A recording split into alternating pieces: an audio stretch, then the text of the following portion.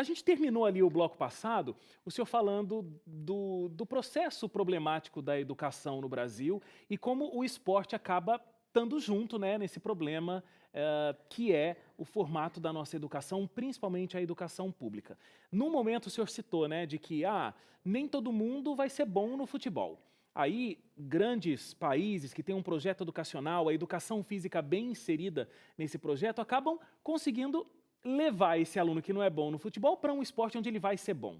E aí, sendo futebol, sendo ping-pong, sendo o que quer que seja, a pessoa vai ter uma prática esportiva que, além de contribuir socialmente de diversas formas, como a gente falou, fisicamente nosso corpo foi criado para o movimento, a pessoa vai ter um prazer na prática esportiva.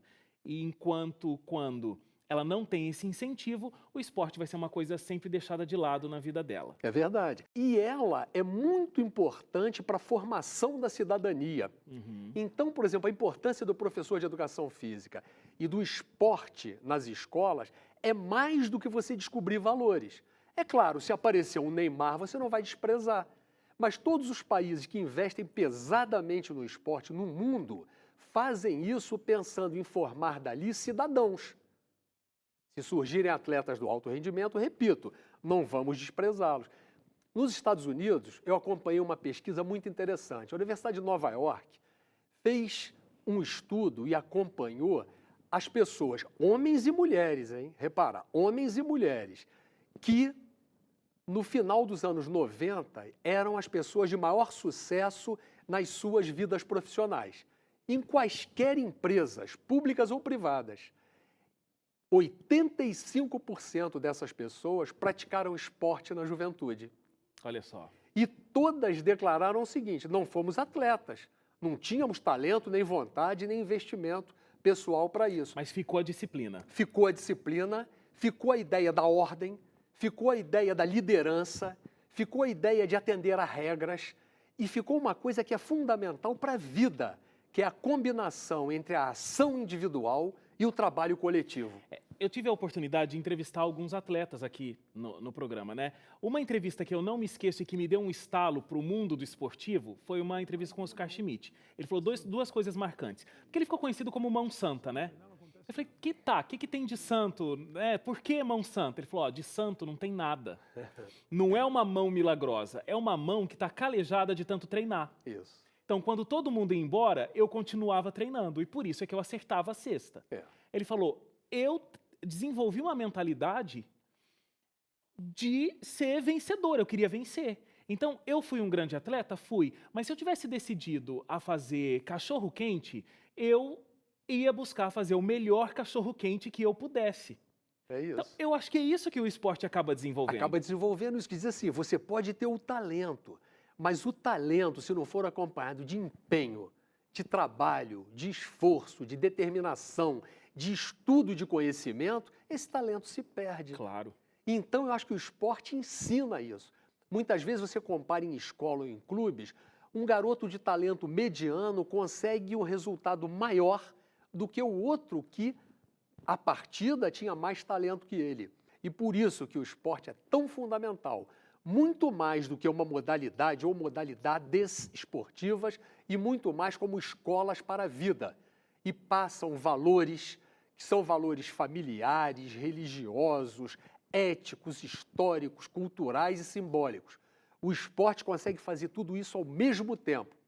Não à toa, diversas personalidades do mundo inteiro valorizam o futebol. Agora, professor, fechando esse ciclo aqui da educação e voltando lá para o patriotismo, que a gente estava falando no primeiro bloco, e tem uma coisa que ficou na minha cabeça. Eu estava dizendo, né, e o senhor me respondeu muito bem, de que o brasileiro ele fica realmente mais patriota nesse período de Copa do Mundo, ou até num período de Olimpíadas, mas muito fortemente Copa do Mundo como a gente estava vivendo até hoje, porque ele vê bons resultados. Agora, qual é o papel da mídia, na sua opinião, nisso tudo? Porque a gente tem problemas no Brasil, obviamente. Problemas econômicos, problemas políticos, problemas sociais dos mais variados. Agora, quando a gente acompanha os nossos jornalísticos de um modo geral, o Brasil está, de fato, sempre sendo muito criticado. existe uma linha editorial sempre colocando o Brasil muito para baixo por conta de todos esses problemas. Mas quando chega uma época como essa, então vai Brasil, para frente Brasil, e todo o noticiário coloca o Brasil num levante muito grande, com uma ponta de esperança de que lá nós vamos conseguir um grande resultado. Eu tenho a impressão de que esse pessimismo com o Brasil nas outras esferas e o otimismo com o futebol também leva a sociedade para esse pessimismo ou esse otimismo.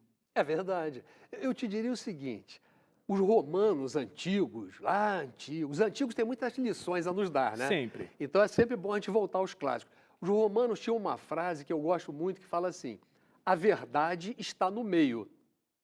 Então, Nem lá nem cá. nem lá nem cá. Nem exagerar tanto os problemas, temos problemas gravíssimos, mas temos também muita coisa positiva. E nem exagerar no futebol, onde parece que está tudo maravilhoso, onde não se pode fazer crítica ao maior craque da seleção brasileira, onde não se pode fazer crítica a nada. E, no entanto, o futebol tem as contradições que o Brasil tem. Por exemplo, futebol é integração social, é inclusão, mas futebol é pedofilia, que é um crime hediondo. Hoje há mais, e não só no Brasil, hein? Hoje há mais ilegais, crianças e adolescentes, em centros de formação esportivas no Brasil e na Europa, mais do que nas casas de prostituição. E a pedofilia é um crime hediondo de lesa humanidade. Futebol permite a ascensão social de pessoas pobres, negros, de pessoas da periferia. Mas, no entanto, o futebol, reproduzindo o Brasil, tem uma concentração de renda absurda. Por exemplo, são dados oficiais da CBF. No Brasil, quase 83% dos jogadores profissionais de futebol ganham somente até R$1.000 e 2% apenas ganham de 50 mil para cima. Então, a mesma concentração de renda e distribuição de riqueza lamentável e absurda que nós temos se reproduz no futebol. Então, o futebol não é milagre, futebol não é panaceia, como também diziam os gregos. Os gregos diziam assim: o esporte não é panaceia. O que seria panaceia? A cura de todos os males por um único remédio. O que cura, o que melhora, o que neutraliza é um conjunto de ações. Mas o futebol, no caso brasileiro, pelo impacto simbólico, pela representação que tem na vida social, na motivação, no prazer e na alegria, especialmente de crianças e de adolescentes, o futebol pode e deve ajudar, que é o que o Brasil está precisando. Com certeza. E quando a gente tem um grande evento esportivo, Copa do Mundo o primeiro, Olimpíadas o segundo, Jogos Pan-Americanos, né, que também são fortes e tudo mais, a gente tem uma valorização esportiva e principalmente crianças e adolescentes acabam se interessando para praticar o esporte de fato e não só assistir às competições esportivas pela televisão, né? É verdade. Olha, sabe que tem um levantamento da Secretaria de Educação do Rio de Janeiro, em que neste período da Copa do Mundo, que terminou agora, mais de 40% dos alunos procuraram ou os centros esportivos comunitários ou os professores de educação física querendo montar competições, times, torneios. Isso é muito rico, desde que tenha um direcionamento educacional e cidadão. Se for isso, o futebol é muito rico, como todos esses outros países altamente desenvolvidos estão investindo. Por exemplo, a China, depois da Copa do Brasil de 2014, queria assinar uma parceria com a CBF, a Confederação Brasileira de Futebol, para disseminar o futebol pela China, através das escolas. Olha a visão pedagógica do esporte. Mas o chinês tem o olho apertado, mas sabe enxergar as coisas, né? E tem uma visão ampla. Uma visão ampla. E não quis assinar com a CBF por todos os motivos que nós sabemos. E assinou com a Federação Alemã.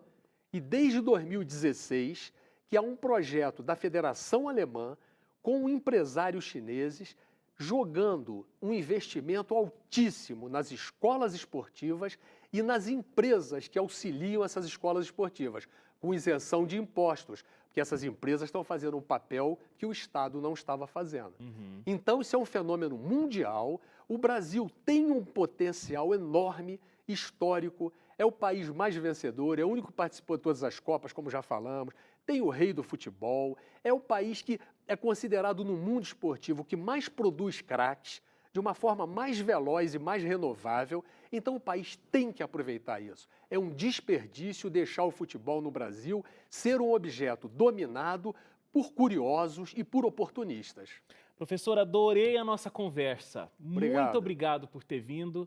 Vou ler aqui os 3. Gostei demais. Muito obrigado pela sua presença. Eu que agradeço e parabenizo a ideia do programa. E volto a dizer, o futebol é uma identidade geral. Do Brasil, principalmente. Do Brasil, principalmente. Obrigado, professor. Obrigado. Muito Foi um obrigado. prazer. O prazer foi meu.